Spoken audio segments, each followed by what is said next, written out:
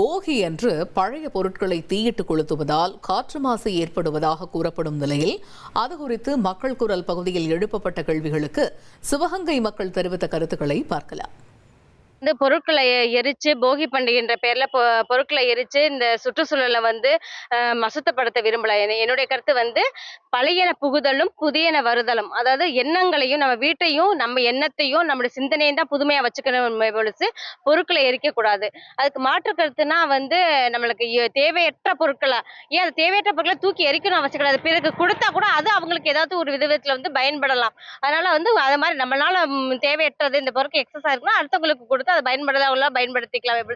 எரிக்கணும்ன்றது அவசியம் இல்லாதது சார். நம்மளுடைய பொருட்களை மறுசுழற்சி பண்ணலாம். அதாவது பிளாஸ்டிக் பொருட்கள் இருந்தாக்க அதை நம்ம எரிச்சோம்னா அந்த இது சுவாசிக்கும் போது நமக்கு காசநோய் போன்ற நோய்கள்லாம் நமக்கு பரவும். அது இல்லாம முன்னாடி கிராமங்கள்ல இடங்கள் இருந்தது. இப்ப எல்லா இடத்துலயும் வீடுகள் கட்டியிருக்காங்க. அதனால எல்லாருக்குமே அது பாதிப்புகள் உண்டாகும். ஆனால் மறுசுழற்சிக்கு நல்லது. அந்த பிளாஸ்டிக் அந்த பாத்திரங்கள் இது மாதிரி இருக்கிறதுல சின்ன சின்ன காய்கறி செடிகளோ பூ செடிகளோ நம்ம வைக்கலாம். நம்ம அதே மாதிரி துணிகள் இருந்தாக்க அந்த துணிகள்ல நம்ம மேட்டு தயாரிக்கிறதும் அது சின்ன சின்ன பீஸா கட் பண்ணி அதுபோல் மாப்பு தயாரிச்சு நம்ம இது பண்ணிக்கலாம்.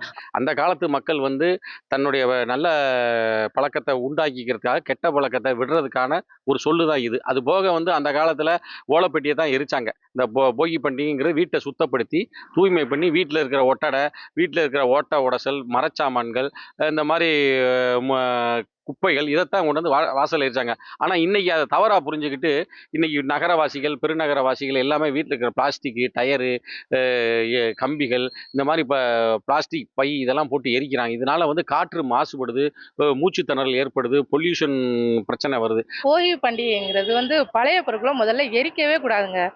இந்த ரோட்ல வச்சு டயருக அந்த மாதிரி இப்போவே உள்ளதே நமக்கு ஆக்சிஜன்லாம் குறைஞ்சி ரொம்ப காற்று மாசுபட்டு ரொம்ப இதாயிருச்சு.